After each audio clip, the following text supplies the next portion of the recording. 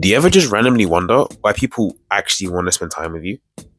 Like, in the least pick me way possible, I get this thought genuinely like at least once a year. What part of my character attracts people towards me? This time, when the question hit me one random evening, my mind went down a different route than usual. And instead, I compared current me to past versions of me. And it made me remember that I made this happen myself. If you were introduced to me through my videos, or if you got to know me after, let's say 2022, 2023, then I've actually been manipulating your psyche in order to make you like me more. Yes, that is correct. I have studied the human psyche extensively and discovered a few secrets, a few tricks to make me more approachable and more likable by the masses. And today I've decided I'm going to be so kind as to share my research and my knowledge with you guys today. So you're welcome.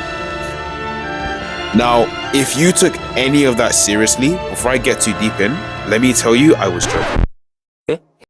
I thought that it might make a funny little intro, get people really into the video. Be like, oh my gosh, he's got secrets, he's done research, he's studied. I've got to listen to him. No. I've never once wanted to study psychology or go anywhere near that line of expertise. For GCSE, I did food tech for my option. Loved it. Wanted to be either a chef or a food scientist for the longest time, until I decided that it was probably better to keep cooking as a hobby. And I'm currently at uni studying chemistry, the better of the chemical reactions. My point is, I've done less than baseline levels of research to even be qualified to speak on this topic professionally. Did I even do any research is the better question. I was just an introvert that was jealous of extroverts and sometimes got videos on his YouTube feed at the right time, which helped me to spark changes within the way I acted. And while I did lie about manipulating your psyche, there are a couple things which I have applied to my life which I think have benefited me and that I want to share.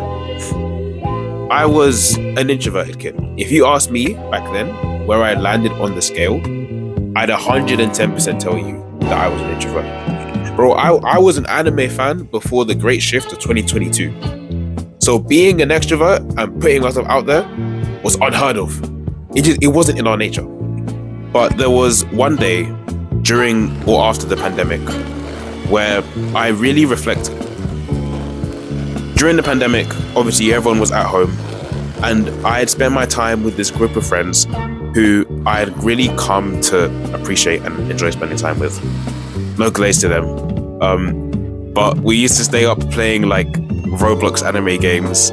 During the day, we'd do our work together. We'd cheat on end of topic science tests together. We'd talk during live lessons. We're meant to be actually paying attention. And it was this closeness to these friends and the fun that I had during that time, which made me think about who I was. I wanted to continue to be able to make friends so I could continue to have fun like this. And it made me go, okay, I need to become an extrovert. And coincidentally, at the time, I got a video on my YouTube feed. And to summarize the main point of the video, the main takeaway, the main thing that they wanted you to change, it was to make people want to be around you more, you should have a certain level of vulnerability to your character. The video I watched had 3 levels to this degree of vulnerability, which, in short, were smile, be goofy, and be honest. Did I really understand the video and the concept outside of those 3 points? No. But they helped me enough to become who I am today, so something went well. Looking back now, I can definitely say wholeheartedly, the tip that worked for me in the beginning was being goofy. Because there's nothing that cuts down people's view of you like acting a little bit silly. And I think it's the easiest way to make you immediately more approachable. You're taking the first step before people even know what's going on. And by removing this risk of judgment, because how can you be judged by someone that's being silly? It just makes things a lot easier. I promise you, the number one reason why people are afraid to do things is because they're scared of being judged. And so 15-year-old me started acting a little bit more goofy. And slowly, I built up the ability to be in the spotlight and be okay with it. And this was one of the things that I felt like I needed to work on most. I was a shy kid, like I've said, and I hated having eyes on me. But the future version of myself who was able to make friends and be be happy sounds so depressing. That was my go-to, and I was like, whoa, that's like, it's not like I was sad, but the future version of me I saw at the time, who was able to make friends and have a lot more fun, was one who was never afraid of speaking up or even thrived in a crowd of people. The things I did started out like really small. I think one of the first conscious things I did was, instead of walking around shops lost, I would actually go up to employees and ask for help, which then turned into me asking for spots or for help in the gym, which then led to me asking questions in class, and then to me taking on public speaking opportunities. And now I feel like I can say I'm pretty confident in my ability to speak aloud. This added goofiness was quickly discarded though, if I'm being honest. Because to me, it was more of a means to an end. It was just for me to gain the skill, which then I could use in other ways. Being goofy was like me forcing myself to change so that I could use that change to do other things. Eventually, as the forced goofiness wore off, my mentality shifted. It wasn't that I wanted to act in a way that I hadn't before so that people would like me more. I instead now wanted to attract people to me for me. And so, because of this mentality shift, I started acting more outwardly genuine. While I said earlier that acting goofy was the tip that helped me most, the secret tip in the corner that was just waiting for me to recognize him, for his chance to shine, was the tip to be honest. Because it can be being honest with other people, I'll get into that. But more importantly, it was me being honest with myself and the version of me that I wanted to put out there. It was all fine and good having like more people around me, that was great. But if those people weren't there for me, then how different would I have been? No, then would I be any different from the version of me that wanted to change in the first place to have people around him? Do you get what I mean? I think a big reason why year 11 me at the time didn't feel like I had any properly close friends from secondary, as in friendships that had started in secondary, was because I always followed the crowd and whatever opinion was most popular. I think a big reason as to why I feel like year 11 me believed he didn't have many close friends that started in secondary was because I always just followed the crowd and whatever opinion was most popular. It didn't feel like anyone had connected with me. They had just connected with the version of me who I thought they wanted me to be. And so, because I was afraid of being rejected and being shunned, I never put myself out there. I only responded and agreed. But the more I let people see the real me, the me that loved gushing about different animes that he likes, the me that loved eating and cooking good food, the me that actually enjoyed doing maths despite the popular opinion of the masses, the more I realized that I was missing out on so much by just going with the crowd, and how much more comfortable I was when I acted genuinely. I cannot count how many conversations I've had where me and someone else have gotten hyped over things we mutually love, or where I've had fun discussions on differing opinions, or sometimes even just breaking tension with someone that I'm either not that close to or like just met, where I've admitted that I was nervous or that I was fronting, and they were like, same. Another thing that I thought about with this video was code switching. I don't even know if code switching is the right term for it, to be honest. It's more like trying to balance all the different parts of me. I am more genuine, yes, but I am not genuine in the same way to everyone. I know myself well enough to know that I act differently depending on where I am and who I'm with. Some people will hear me gush about how much I love the moon and what it can represent. Others will hear me yell about why I think udon is the perfect noodle. But they are very different sides of the same coin. The key here being, they are on the same coin. They're both equally me. I just get to pick and choose which side of the coin I let face upwards, depending on where I am. I don't think code switching is a bad thing at all. In fact, I think it's like extremely necessary. Believe me, without it, I would not have survived socially. I guess what I'm trying to say is that you can be genuine at different levels. Because while I talked it up to be great and freeing and the key to being a social butterfly or whatever, it will hurt sometimes. As someone who wears his heart on his sleeve and loves to yap about his own interests, I also have my own stories where my heart was ripped up and thrown back at me. One phrase I hear all the time is, "Oh, you laugh at everything, like it wasn't that funny, chill." God forbid I like to have a little laugh and be a little bit whimsical. You're also going to have a lot of stories where you look back and just cringe at the way you acted.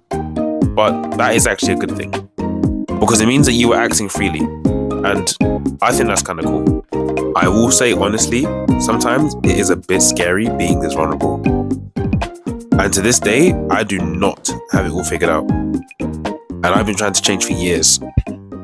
But in the past year, more than ever, I like to think that the culmination of points I've made and having confidence in who I am and who I want to be is what changed me to be more approachable.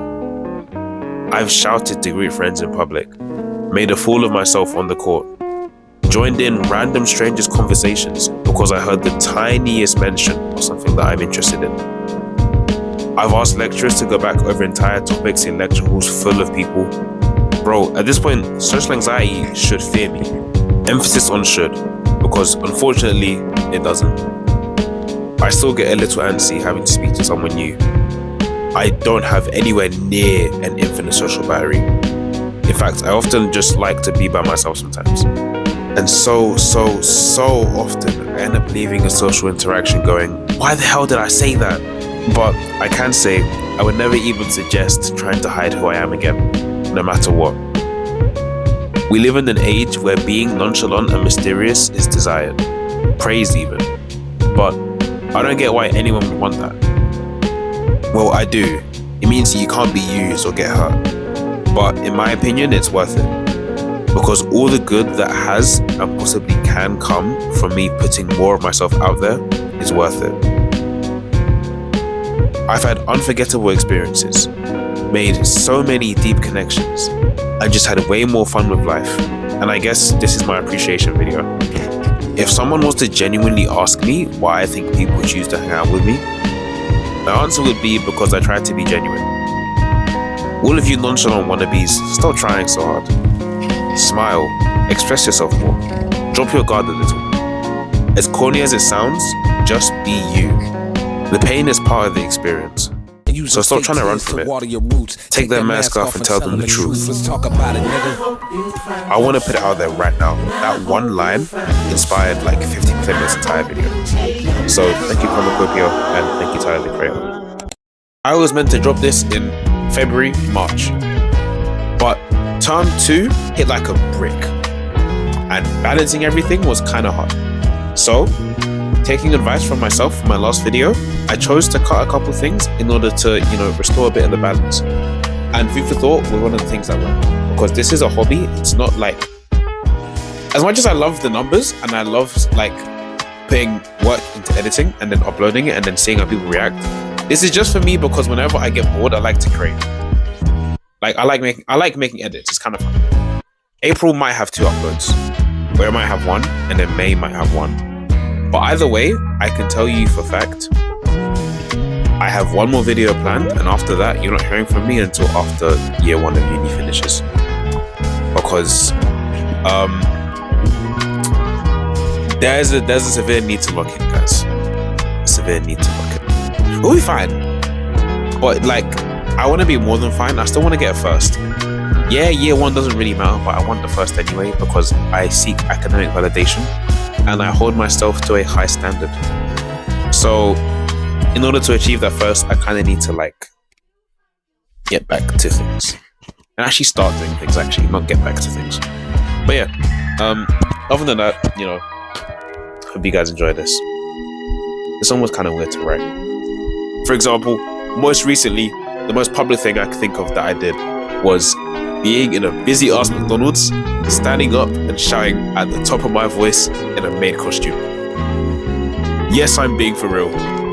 No, you will not see it. You had to be there.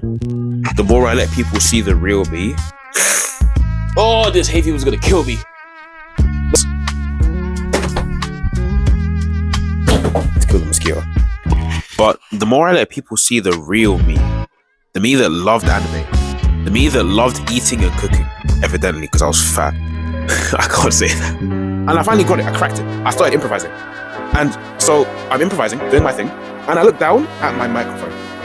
Normally, there's meant to be a green light. I'll even show you. There's meant to be a nice little green light right there that tells you that you're recording. I look down at my microphone. That hole is blank. It has no light. I'm like, you're lying. I check the recording. The 10 minutes of yap. Why is there a mosquito on my wall? How about these apples? Huh?